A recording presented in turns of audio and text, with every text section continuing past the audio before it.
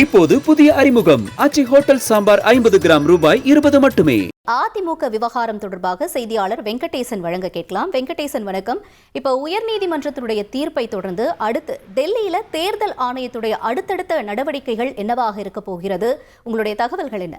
அதிமுக பொதுச் செயலாளர் மற்றும் இரட்டை இலை சின்னம் தொடர்பாக, குறிப்பாக அதிமுக உட்கட்சி விவகாரங்கள் தொடர்பாக அளிக்கப்பட்ட புகார்களை விசாரிக்க ஏற்கனவே விதித்த தடையை சென்னை உயர்நீதிமன்றம் நீக்கியிருப்பதன் மூலம் இந்த விசாரணையை தற்போது தொடர்ந்து மேற்கொள்ள தேர்தல் ஆணையத்திற்கு ஒரு வாய்ப்பு ஏற்பட்டுள்ளது. இருப்பினும் இது தொடர்பான உத்தரவு இன்னும் வெளியாகாத நிலையில் அதில் ஏதேனும் காலக்கெடு விதிக்கப்பட்டுள்ளதா என்பதை அக்கட்சி ஆராயும் என எதிர்பார்க்கப்படுகிறது.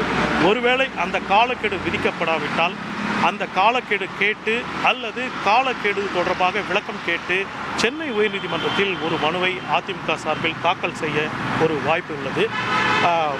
மேலும் சென்னை உயர்நீதிமன்ற உத்தரவில் குறிப்பாக இந்த புகார்கள் தொடர்பான விசாரணையை தேர்தல் ஆணையம் நடத்தும் போது சின்ன ஒதுக்கீடு விதிகளின் கீழ் அந்த மனுக்கள் விசாரணைக்கு ஏற்புடையதா என்பதை ஆராய வேண்டும் என்ற ஒரு வாய்ப்பை தேர்தல் ஆணையத்திற்கு சென்னை உயர்நீதிமன்றம் அளித்திருப்பதால் இந்த விசாரணை விரைவில் முடிவுக்கு வரும் என்றும் எதிர்பார்க்கப்படுகிறது.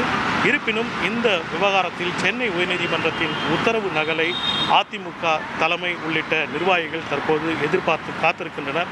அந்த உத்தரவின் குறிப்பிட்டுள்ள தகவல்களை பொறுத்தே அடுத்த கட்ட நடவடிக்கைகளில் அதிமுக இறங்கும் என்றும், இருப்பினும் இந்த விசாரணையை தொடர்ந்து மேற்கொள்ள தேர்தல் ஆணையம் திட்டமிட்டிருப்பதும் தற்போதைய தகவலாக உள்ளது. உங்களுடைய தகவல்களுக்கு நன்றி வெங்கடேசன். இப்போது புதிய அறிமுகம் ஆச்சி ஹோட்டல் சாம்பார் 50 கிராம் ரூபாய் 20 மட்டுமே.